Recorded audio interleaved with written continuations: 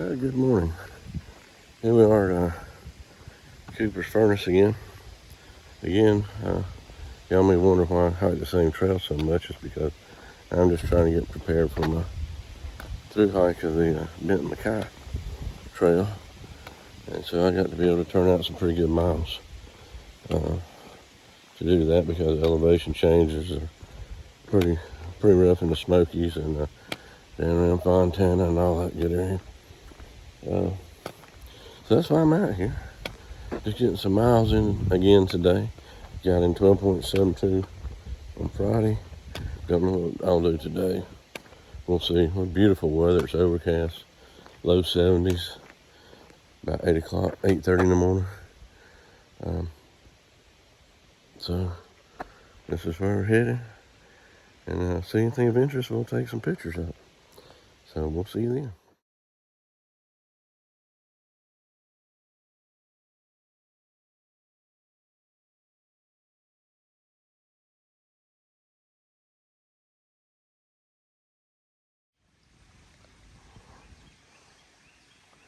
Just looking ahead. I always like this area right here on this little footbridge. It's so peaceful right here. Got a nice little stream. And you can't see it, but way up in the woods there, way up there, is the old railroad bed for the old mining company back when Cooper Furnace was up and running. That's where we'll be heading up to as soon as we get up here to the turn and climb the hill. Here's something else that's pretty cool if you can make it out. There's all this exposed rock, which is also what the railroad bed is built on top of. But it's still a pretty good ways up there. You can kind of see the line running there for the railroad bed. But we're going to come up here to this little piece of fencing. We're going to turn right and we're going to climb up the hill. And that'll get us on the old railroad bed. If you get up here and you think this is a little too challenging, you can always just go straight, and it goes up and makes a switch back. Makes it a little easier for you to get around. But I like the challenge. It's always fun. So that's going to be the way we're going to go. All right, I'm going to try and take you up the hill with me. Take a look down the creek.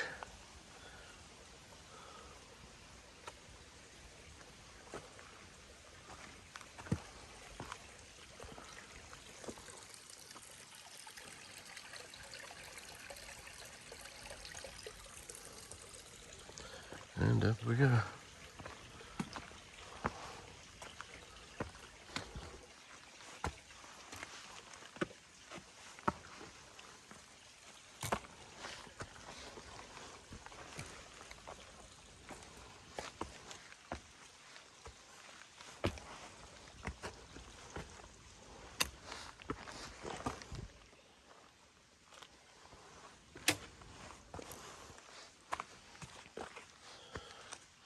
That's the switchback I was talking about. It goes around that way. I'm going to cut this off.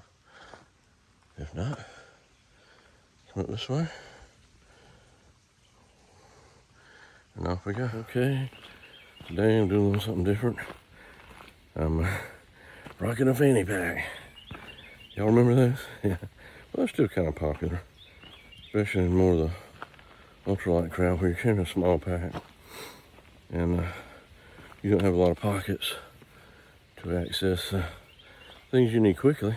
There's some very good lightweight, durable, semi-waterproof material, light.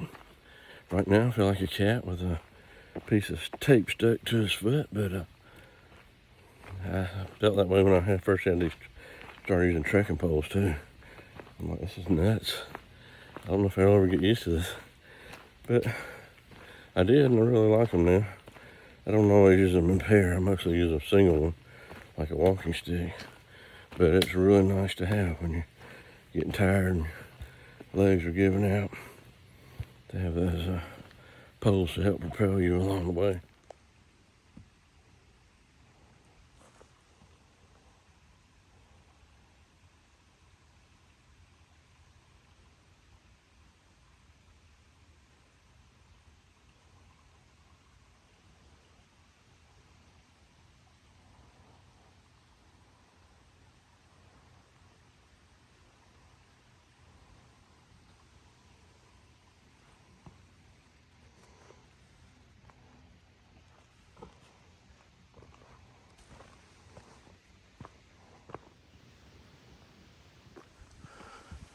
Well, our temperature's already bumped up to between 77 and 78 degrees.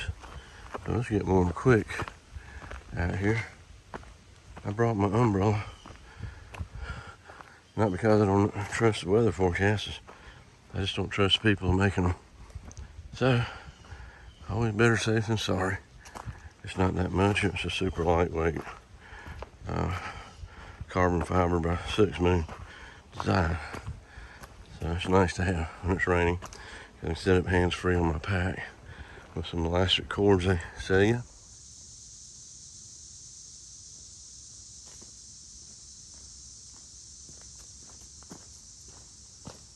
Something for you new hikers, or want to be, or plan to be, or going to be hikers, is that when you're walking, listen to your body, especially your feet. Listen to what they're telling you. If they hurt now, they're going to be hurting a whole lot worse further down the trail. So take care of issues immediately. Like right now, my shoe is pushing forward, which means, well, what I mean is my foot is sliding forward in the shoe. And if I allow that to continue, I'm going to wind up with a really sore toe. And so we can't let that happen. So there's a bridge right up here I'll stop at and retie my shoe when I get there. Especially watch out for hot spots, because hot spots become blisters, and blisters are painful and need attention and take time away from your journey. So stay on top of these things. Be out in the sun, be sure and use sun lotion, etc., etc. So you get the point. Best way to enjoy your hike is to take care of yourself. That's the most important thing when you're hiking. Take care of yourself, because that's how you're going to get from point A to point B, or back. Here's a good example of wind whispers. Things that go bump in the night, things that sound freaky and can scare you and things like that. And there's no reason to be afraid of. But there's one of them right there. You notice that old dead tree leaning against a short needle pine there? As the wind rocks the tree, you can hear the creaking. So depending on how big the branches are, or if it's a tree or whatever, they can rub against each other pretty hard. And they can come up some really unnerving sounds in the middle of the night. So just remember, that's just one more thing that you might be afraid of. There's no reason to be afraid of. Just a natural part of the woods.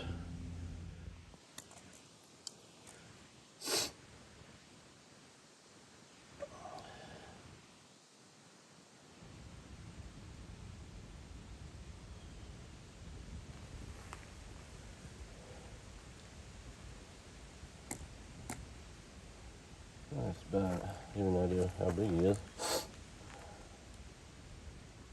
There she is. A nice one. Live and let live. There's another one, just like the one we saw a little bit ago. It's, again, to give you some perspective how big he is. There she is. Beautiful spider.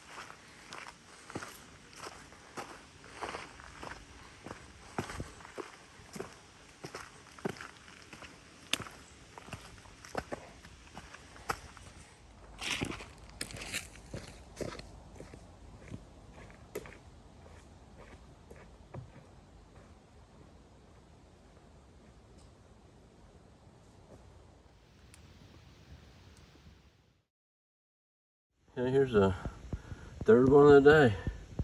And all three of these are they're the same size. If you didn't know any better, you'd think it's the same spider. But they're definitely in different locations. And believe it or not, the spiders are the biggest wildlife I've seen, the largest wildlife I've seen all day. It's pretty. She is.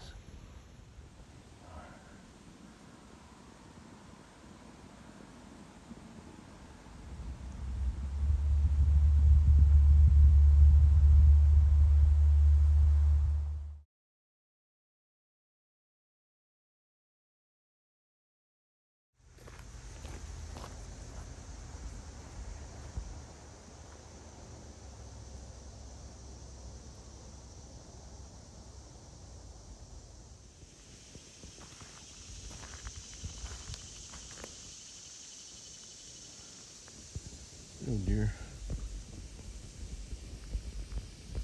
That'll cut you. Everybody else cut your head off, huh? Well, not literally, but with the camera.